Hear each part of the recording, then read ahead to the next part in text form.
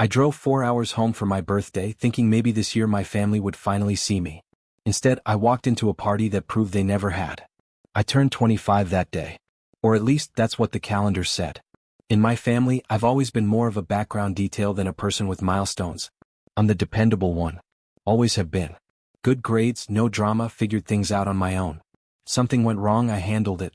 Something went right, no one really mentioned it. My younger brother, Ryan, is the exact opposite. Loud, impulsive, always chasing some new idea. And somehow that made him the star. When he messed up, it was growing pains. When he jumped into something reckless, it was passion. Meanwhile, I was just expected. No one said it outright, but it was clear. Ryan was the story. I was just the supporting character who made things easier for everyone else. Still, I hadn't been home in months. I'd been grinding at an entry-level job in another city, barely making rent some weeks. I didn't ask for much, just a quiet dinner at home for my birthday. 2 weeks before, I called my mom. "Hey, I'm thinking of coming back for my birthday," I said. She sounded distracted. Yeah, of course. We'll do something. Something. I should have paid more attention to that word.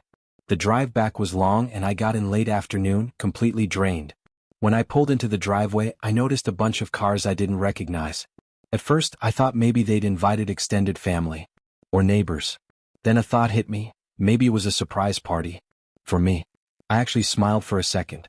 Which, looking back, feels a little embarrassing. But the moment I opened the door, that feeling disappeared.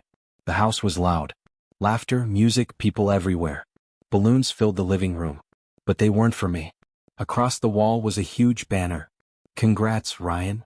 I just stood there, still holding my bag, trying to process it. Ryan was front and center, wearing some expensive jacket I know he didn't pay for, grinning while people clapped around him. "Oh, hey," my mom said as she rushed past me with a tray of drinks. "You made it. Just put your stuff somewhere, we're about to start speeches." Speeches? I spotted my dad near the fireplace raising his glass. "Tonight's about celebrating Ryan's next big step," he said proudly. "He's finally launching his music production business." Everyone cheered like he'd just won an award. My chest tightened. I waited just a second for someone to look at me. To say anything. "Hey, happy birthday," maybe? Nothing. Not even eye contact. Then Ryan walked over, gave me a quick slap on the back, that same smug half-smile he's always had when he knows he's winning. "Hey man," he said. "Guess this party works for your birthday too, right?" He laughed before I could respond and walked off. I just stood there for a second, trying not to let it show. Trying to convince myself it wasn't a big deal. I told myself maybe they'll say something later. Maybe this was just bad timing. But as the night went on, it only got worse. I slipped into the kitchen at one point, hoping, stupidly, that maybe there was a cake tucked away somewhere. Or a card. Something small. There wasn't. Just half-eaten food and empty plates. I grabbed a piece of bread, mostly so I'd have something to do with my hands. I didn't trust my voice at that point. Eventually the party died down. People started leaving. The noise faded. That's when I found my dad. I didn't go in yelling. I wasn't even angry yet. Just confused. "Hey," I said. "Did you forget what today is?" He looked at me for a second, like he genuinely didn't understand the question. Then something clicked. "Oh, right. Your birthday. That was it. No, I'm sorry. No, we messed up." Not even an awkward attempt to fix it. Just that. I stood there waiting like an idiot, thinking maybe he'd add something. Anything. But instead my dad leaned back, crossed his arms, and said the one sentence I still can't shake. "Don't make this about you, Caleb. Your brother's future matters more right now." That was the moment something in me shifted. I didn't argue. I didn't raise my voice. I just nodded like I understood, even though I didn't. Then I turned and walked upstairs to my old room. Same bed. Same walls. Same dusty trophies shoved in the corner like proof of things no one cared about anymore. I sat there for a long time just staring at the floor, jaw clenched so tight it hurt. And that's when it all started replaying. Every forgotten birthday. Every milestone that got brushed off. Getting into college? Barely a, "That's nice." Landing my job on my own? No celebration. No, "We're proud of you." Nothing. Meanwhile, Ryan breathed in the right direction and it was a family event. I didn't cry that night. Honestly, I think I was past that. I just decided something. It wasn't loud or dramatic. It was quiet. Solid. I was done trying to earn their approval. Done being the reliable one. The easy one. The one who didn't need anything. From that point on, I'd build my life without them. And I wouldn't tell them a thing. At least not yet. The next morning, I woke up to music blasting through the house. Not celebration music. Just Ryan being Ryan. My head was pounding, not from drinking, I hadn't touched anything, but from barely sleeping. My dad's words kept looping in my head like a glitch. Don't make this about you. Your brother's future matters more. At first, it hadn't even hurt that bad. But the more I thought about it, the worse it got. I sat up slowly and looked around my room. Old posters still hanging crooked on the walls. Stuff I cared about when I was 15. Back then, I used to lie in that bed and think about the future. College. Independence. Maybe even starting something of my own. But in this house, only one person was allowed to dream out loud. Everyone else just kept things running. I went downstairs and found Ryan stretched out on the couch, shoes up on the coffee table like he owned the place. Music blasting from his speaker, phone in his hand, half singing along. Yo, he said, not even looking at me. Dad's talking about grabbing lunch at that new spot downtown. You coming? I blinked. For my birthday? He smirked, still scrolling. Nah. He wants to celebrate locking in that investor I told you about.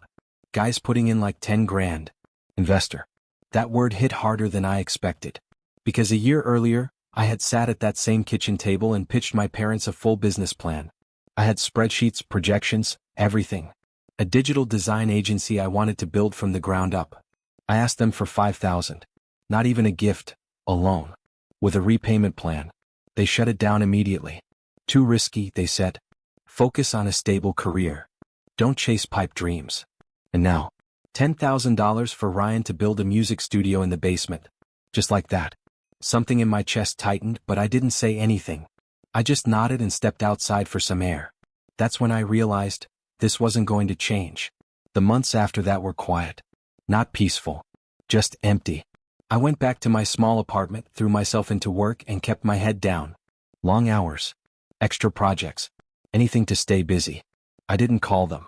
And they didn't call me. At first I thought maybe they'd notice. Maybe they'd reach out. They didn't. Not a text. Not a check-in. Nothing. And somehow that silence said more than anything they'd done before. Then, sometime in mid-April, my phone rang. Mom. I almost didn't answer. But I did. Caleb, sweetheart, she said, her voice suddenly soft in that overly sweet way she used when she wanted something. Do you think you could help Ryan with his taxes? He's really struggling and you've always been so good with numbers. I should have said no. Honestly, I should have hung up right there. But part of me, some stubborn, stupid part, still wanted to be the good son. The useful one. The one they actually needed. I went back the next weekend. I told myself it was just a quick favor. In and out. No expectations. That should have been my first mistake. Ryan had taken over what used to be my dad's office. Now it was his creative studio, which mostly looked like a storage unit exploded. Wires everywhere, empty takeout containers, random equipment stacked on top of each other. He tossed me a shoebox. Everything's in there, he said, already walking back to the couch. Receipts, invoices, whatever. Then he picked up his controller and started playing Call of Duty like I wasn't even there. I sat at the desk for hours, sorting through crumpled receipts, food delivery orders, random expenses that barely made sense. Trying to piece together something that wouldn't get him audited. At one point, I looked over and said, "Hey, do you have anything else? Bank statements maybe?" Nah, that's probably it," he mumbled, eyes glued to the screen. Of course it was. When I finally finished, I handed him everything neatly organized. "Done?" I said. He glanced at it for half a second. "Cool. That was it."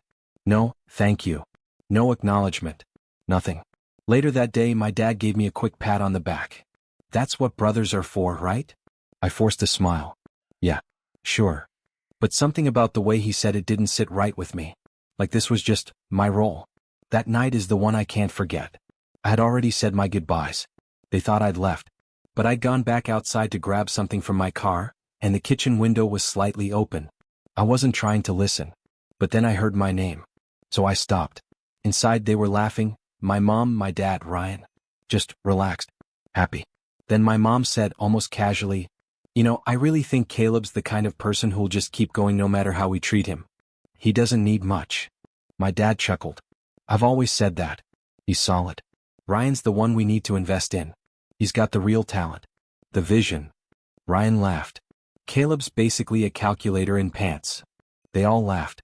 I just stood there, one hand on the car door, the other clenched so tight my nails dug into my palm. I didn't go back inside. I got in my car and drove. No music. No calls. Just silence. And somewhere on that drive, something in me finally broke. Not loudly. Not dramatically. Just clean. Like a thread snapping. Whatever hope I had left, that maybe things would change, maybe they'd see me someday, it was gone. After that, I stopped trying. I didn't answer calls. Muted the group chat. Eventually blocked it. I didn't go home for Christmas. My phone kept buzzing that day. We're doing dinner at 6 if you change your mind. Don't be dramatic, Caleb. I ignored all of it. Instead, I sat alone in my apartment. Threw a frozen lasagna in the oven. Watched the snow fall outside. And for the first time in a long time, I didn't feel lonely. I felt free. 2 months later, I got a wedding invitation in the mail. Ryan was getting married. Her name was Lily. I'd met her once, quiet, polite. Seemed nice enough. But what got me wasn't the wedding itself. It was the envelope. No +1. My name spelled wrong, Caleb, with a K. No handwritten note. No message. Just a generic, printed invite. Like I was some distant relative they barely remembered to include. I almost threw it out. Almost. But I didn't. I kept it. I don't even know why. Around that same time, I started picking up freelance work on the side. Small stuff at first, building websites for local businesses. Nothing flashy. But I was good at it. And slowly it grew. One client turned into 3. Then 5. Then referrals started coming in. I started learning everything I could. SEO, marketing funnels, automation, design. Late nights. Early mornings. I was still working my full-time job, but eventually, my side income passed it. Then doubled it. I poured everything into it. And I didn't tell my family a single thing. Meanwhile, Ryan's dream wasn't going so well. I only found out by accident. He posted a story one night, equipment listed for resale. Caption, sucks when dreams cost more than they earn. He deleted it later. But I saw it. And I didn't feel bad. That probably says something about me. A few weeks after that, my mom called again. I almost didn't answer. But curiosity got the better of me. Hey, sweetie, she said, that same overly casual tone. So, about Ryan's wedding? I already knew where this was going. We were thinking, maybe you could help out a bit financially. It would mean a lot. I didn't respond right away. Just let the silence sit there. Then I asked, why would I do that? She hesitated. Well, you're doing pretty well, right? And Ryan's been struggling. Lily's parents aren't contributing much, so we just thought. And you want me to pay for it? Not all of it, honey, my mom said quickly. Just a few things. Maybe the venue deposit or the DJ. You know Ryan, he's always been more creative than practical. I actually laughed. Like a real laugh. The kind that surprises even you. Do you realize this is the first time you've called me in over 5 months? There was a pause. Caleb, don't be petty. That word hit harder than it should have. Petty? I repeated. You forgot my birthday. Funded Ryan's business. Made fun of me behind my back. And now you're calling because you think I owe him money? You're his brother, she said flat now. Family helps each other. I hung up. Just like that. That's when something shifted again. Not emotionally this time. Strategically.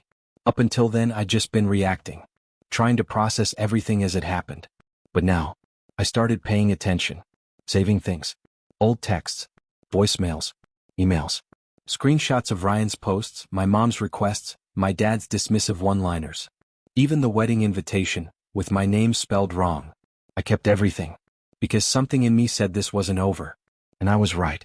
2 weeks before the wedding, Ryan called. Yo, he said like nothing had happened. So mom told me you're being kind of a tightwad about the wedding. What's that about? I didn't answer right away. Look man, he continued, I know we don't always agree, but I thought you'd step up here. Lily stressed. We're short on money and you're just sitting on it. You don't know anything about my life, I said. He scoffed. You're the one who ghosted the family. Maybe if you hadn't cut everyone off, you wouldn't feel so left out. Left out. That word almost made me laugh. Like I hadn't been pushed aside my entire life. Like this was somehow new. I took a breath. I'll come to the wedding, I said. There was a pause. Wait, seriously? Yeah, I'll be there. And in that moment, I already knew I wasn't coming for the reason they thought. But I wasn't ready to act yet. Not quite. Because somehow I knew they weren't done. I didn't sleep much that night. Something about the way Ryan sounded on that call stuck with me. It wasn't relief. It was expectation. Like everything was back to normal. Like I'd fall right back into my role, show up, smile, support him, maybe even write a check, then disappear again. Like I always had. But not this time. About a week before the wedding, my mom called again. I almost ignored it. But curiosity won. "There's been a change," she said, her tone strangely stiff. Like she was reading from a script. I didn't say anything. "Lily's parents are concerned the guest list is getting too big," she continued. "So we had to make some adjustments." Adjustments? I already knew where this was going. "You're still invited, of course," she added quickly. "But we're going to seat you at one of the outside tables. Just for dinner. It's a space issue." "Outside," I repeated. "It'll be nice," she said. "Open air, shade umbrellas, and honestly we figured you wouldn't mind. You're not very social." Not very social. I closed my eyes for a second, just breathing. So that's what I was now. Not the son who drove hours to come home. Not the brother who helped whenever they asked. Just someone they could quietly move out of sight. "Sure," I said finally. "That's fine." But it wasn't. Not even close. And then, a few hours later, things got worse. My phone buzzed. It was my old college roommate. "Hey, random question. Are you going to Ryan Jensen's wedding next weekend?" I frowned at the message. "How do you even know about that?" I typed back. He didn't answer. He just sent a screenshot. Ryan's fiancée had posted the full wedding party lineup online. The screenshot hit harder than anything before it. Every groomsman, every bridesmaid, tagged, praised, highlighted like they actually mattered. My name wasn't there. But you know whose was? Jason. My old college roommate. A guy who hadn't spoken to Ryan in years. I stared at my phone, confused. "Wait, you're in the wedding?" I typed. "Yeah," he replied. "Groomsman. I guess Lily reached out, said Ryan wanted old friends involved. Thought you were best man or something." I didn't answer. I just sat there staring at the screen. I wasn't just being pushed aside. I was being replaced. That realization didn't hit all at once. It sank in slowly, quietly, like something inside me finally giving up. I lay in bed that night, staring at the ceiling, and one thought kept repeating in my head. I'm not their son. I'm their backup plan. Their fixer. Their fallback. A tool. Something they only pull out when there's a problem to solve. And when they're done, back in the drawer. I didn't break down the way people expect. No yelling. No crying. No dramatic moment. Just a quiet unraveling. Like the last thread holding me together finally snapped. The next morning I called out of work. First time in over a year. I stayed on my couch all day. Didn't move much. Didn't eat. I told myself I just needed a day. But one day turned into two. Then a week. Then more. Emails piled up. Clients followed up. Deadlines passed. I stopped responding. Even my side business, the one thing I'd built for myself, I couldn't bring myself to touch it. Everything that used to matter just felt pointless. No one noticed. Not my parents. Not Ryan. Not anyone from work. And honestly, that part was on me. I'd spent years being the guy who always had it together. The reliable one. The one who didn't need help. So when I started falling apart, no one came looking. Days blurred together. Then weeks. I fell behind on rent. My fridge was basically empty. I lived off crackers and whatever random stuff I could find. At one point, my landlord slid a note under the door about missed payments. I read it, then set it aside. Didn't even react. I felt nothing. Like I was just drifting. Then one night around 2 a.m. my phone buzzed. I almost ignored it. But the name made me pause. Lily. Ryan's fiancée. "Hey, can we talk?" I stared at the message for a long time. Something about it felt different. Not polished. Not fake. I typed back, "Sure. What's up?" She called immediately. Her voice was quiet. Nervous. "I know this is random," she said. "And I'm really sorry, but I think you need to know something." I sat up. "Okay." She hesitated. "Ryan told me you were helping pay for the wedding." I froze. "What?" "He said you were covering part of the venue, the DJ, even some catering. That you wanted to stay anonymous." "That's not true," I said immediately. "I never offered anything. Not a dollar." There was a pause on the line. Then a quiet sigh. "I thought so," she said. It didn't make sense. Of course it didn't. But it made him look good. And I wasn't there to contradict it. In that moment everything clicked. He used my silence like a blank check. Built this whole image of me being the supportive, generous older brother, without ever asking me, without me even knowing. "I'm really sorry, Caleb," she said softly. "I honestly thought he was just disorganized. But now, I don't think I know him at all." I leaned back against the wall, suddenly exhausted. "Why are you telling me this?" "Because you deserve to know," she said. "And if I were you, I'd want someone to be honest with me." We ended up talking for over an hour. And the more she told me, the worse it got. Ryan hadn't just lied about me. He'd been lying about everything. His business? Barely existed. The money from her parents? Supposedly for investments, actually spent on equipment still sitting unopened. He talked big about creativity and freedom, but couldn't even keep up with his own credit card bills. And behind all of it, he had a version of me he told people. "You're kind of the villain in his stories," she admitted carefully. "He says you're bitter, that you've always been jealous of him, that you tried to compete but couldn't keep up." I let out a short laugh. Not because it was funny, because it was predictable. Of course that's what he told people. That was always the narrative. Me, the cold, boring, overly serious older brother. Him, the misunderstood creative genius. And somehow I was the problem. "Thanks for telling me," I said finally. She hesitated. "Are you still coming to the wedding?" "I haven't decided yet." Another pause. "If you do, don't bring a gift." That actually made me laugh a little. "You're the first person in this whole situation to say that to me." We ended the call on good terms. And for the first time in weeks, something shifted. Not hope. Not yet. But direction. That night I made a list. Not revenge. Not even close. Just steps. Things I needed to do to get my life back under control. Open client messages. Clear the backlog. Pay rent. Start saving again. Register the business. Build a real portfolio site. Apply for that accelerator program I'd bookmarked months ago. It wasn't easy. Honestly, it was rough at first. Some days I still sat there doing nothing, stuck in my own head. But I made one rule: every day I crossed off at least one thing. No matter how small. I set timers. 30 minutes of focus, then a break. Then back again. Slowly, things started moving.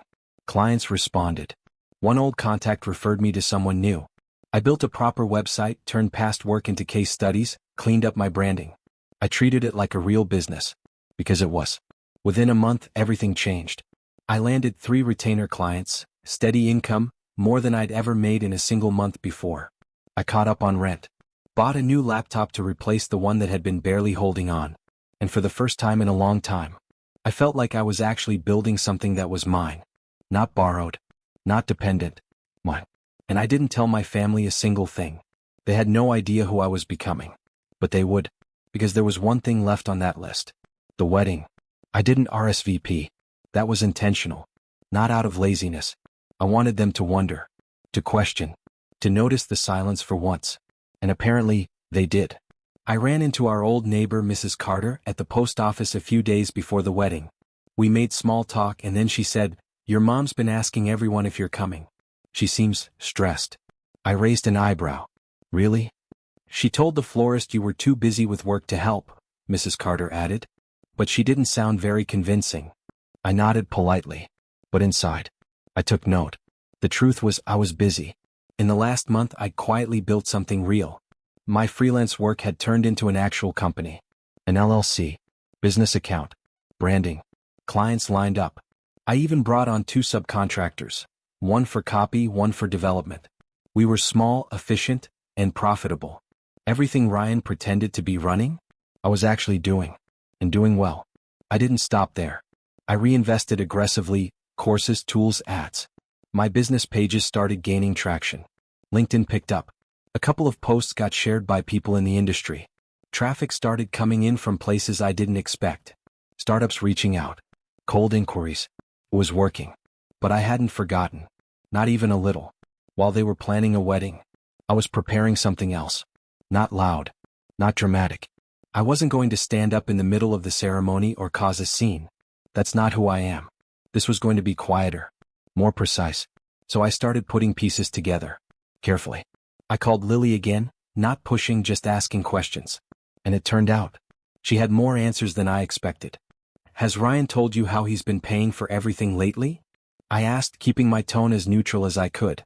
Lily hesitated. "He said he got a loan from a friend." I almost laughed. You believe that? No, she admitted quietly. But at this point, I'm trying not to question every single thing he says. She sounded exhausted. And for a second, I actually felt bad for her. Because none of this was really her fault. She was just caught in it. Has he mentioned me? I asked. Like, in any of the financial stuff? Another pause. He said you were helping with the venue, she said carefully. That you wanted to stay anonymous, but he was planning to thank you in his speech. I rubbed my temples. He's lying again, I said. I haven't given him a cent. Silence. Then a quiet, okay. That was it. But I could tell, that landed. That was the first crack. Over the next week, I did what I'm good at. I researched. Quietly. Thoroughly. No shortcuts. I pulled up Ryan's business website. It looked decent at first glance, until you actually paid attention. No real portfolio. No booking system. Just a handful of photos that were obviously taken in the same session, dressed up to look like different projects. I checked the domain. About to expire. No auto-renew set. Sloppy. Then I looked at his LinkedIn. CEO of RJ Productions LLC. I searched the business registry. Nothing. Not in our state. Not anywhere nearby. He hadn't even registered it. Then came the testimonials. Too polished. Too generic. I reverse searched the profile photos. Stock images. Every single one. Fake clients. Fake reviews. Fake company. It was all surface. A cardboard version of success. I started saving everything. Screenshots. PDFs. Archive pages. Even his social posts, especially the ones hinting that I was helping fund him. I organized it all into one folder. I didn't name it anything dramatic. Just later. But I wasn't just thinking about exposing him. That felt small. Temporary. No, I wanted something else. I wanted to outgrow him. In a way that couldn't be ignored. Then I remembered something Lily had mentioned weeks earlier. Ryan was planning a promo setup at the wedding. A little table at the reception. Business cards. QR codes. A slideshow. He genuinely thought people would book him at his own wedding. That's when the idea hit me. A few years back, one of my college professors had moved into a director role for a regional startup expo. Big event. Investors, founders, press, networking. I'd never gone before. This time I reached out. Told him I finally had something worth showing. He remembered me. And as it turned out, one of the premium booths had just opened up. Last-minute cancellation. It wasn't cheap, but for the first time in my life, I could afford it. Here's the part that made it feel almost unreal. The expo was the day before the wedding. Same city. Same crowd. A lot of the same people. Even some family friends were planning to attend both. My dad had been bragging about Ryan building connections at events like this. He had no idea. So I made a plan. If Ryan wanted attention at the wedding, I'd take it before he even got there. I designed everything from scratch. Clean. Minimal. Intentional. Matte black booth. Sharp typography. No clutter. A looping video showcasing real client work. Printed materials with actual results. Case studies. Numbers. Proof. I brought in 2 people to help run the booth, professionals, not favors.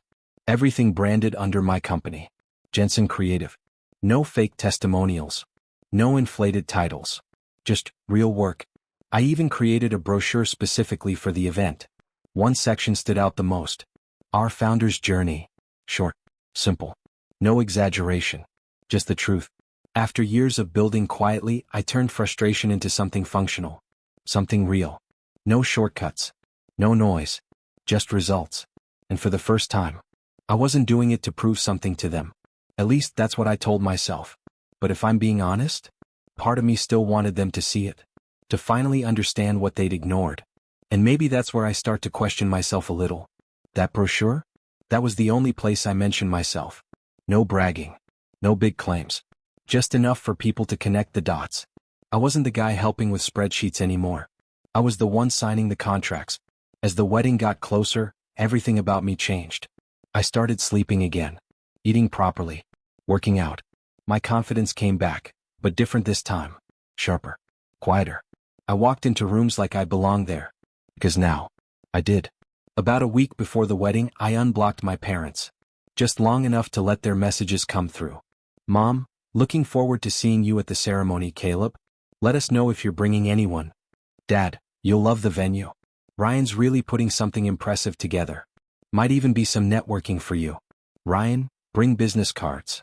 People are gonna ask what you're up to. I actually laughed at that one. They had no idea. The day before the wedding, Lily texted me. Just one message. If you're coming tomorrow, wear something sharp. I think people are going to see you differently. I stared at it for a second, then replied. They already do. I set my alarm for 6 a.m. Pressed my suit. Packed everything I needed. Because the next day, I wasn't showing up as the overlooked brother.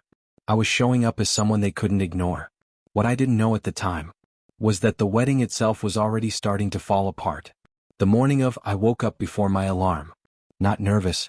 Focused. That kind of calm that only shows up when you've done the work and there's nothing left to second guess.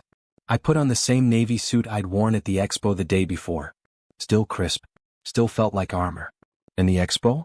It went better than I imagined. I printed 200 brochures. Gone within hours.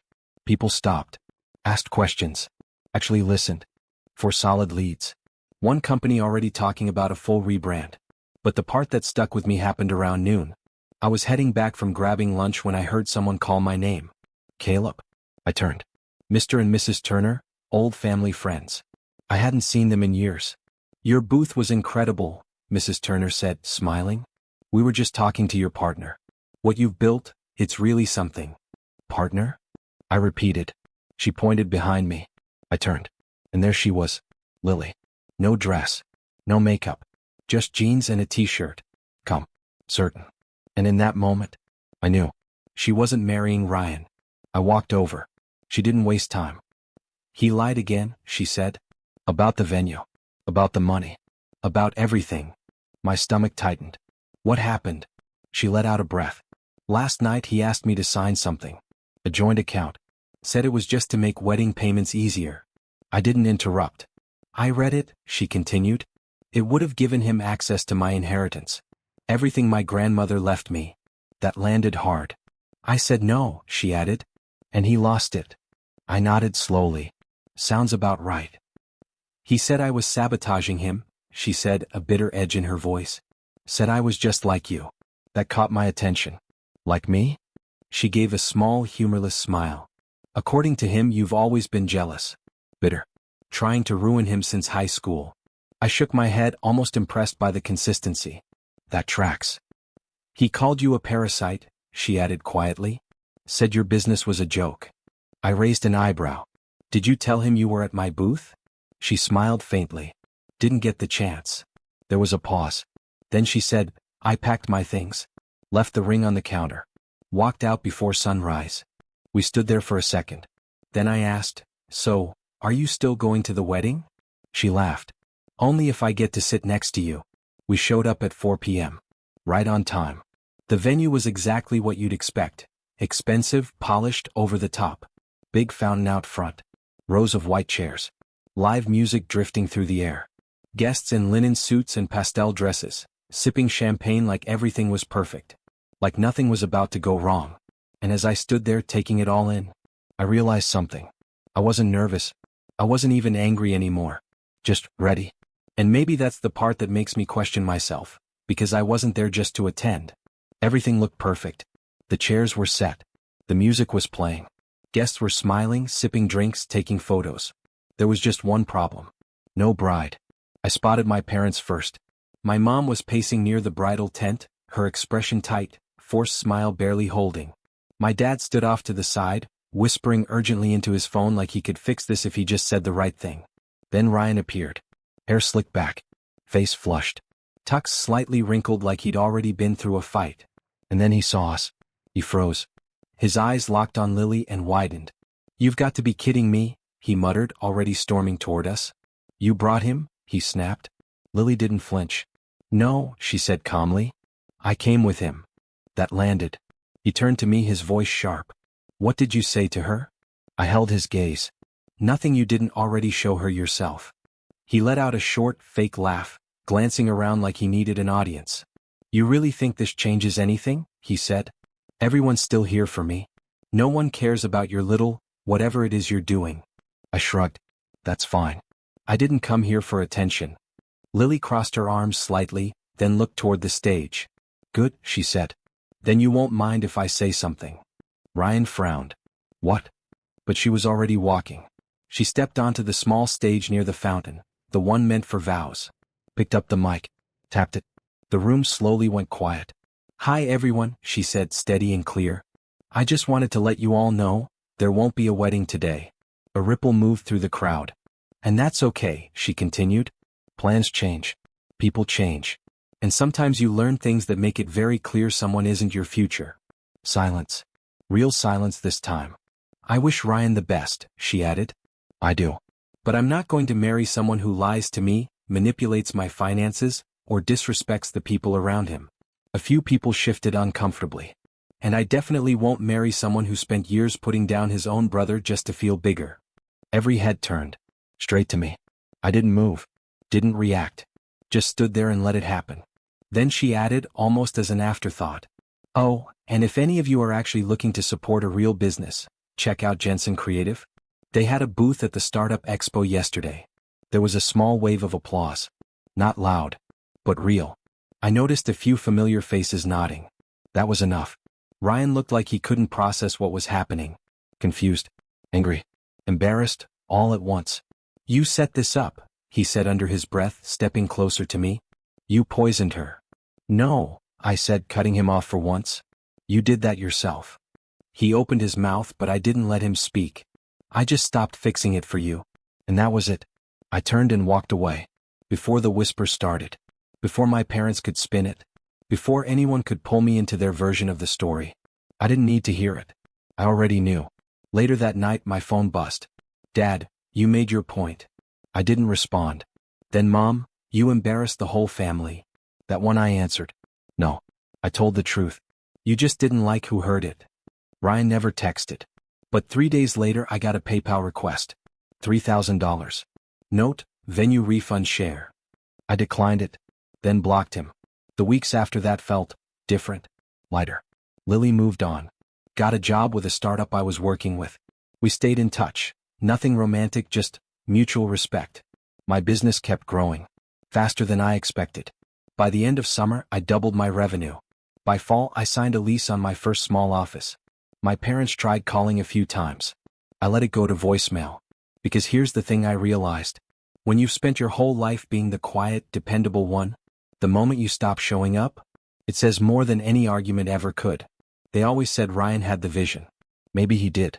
But in the end, I was the one they never really saw. And maybe part of me wanted them to finally see it that day. Which makes me wonder, AITA for walking away and letting everything fall apart the way it did?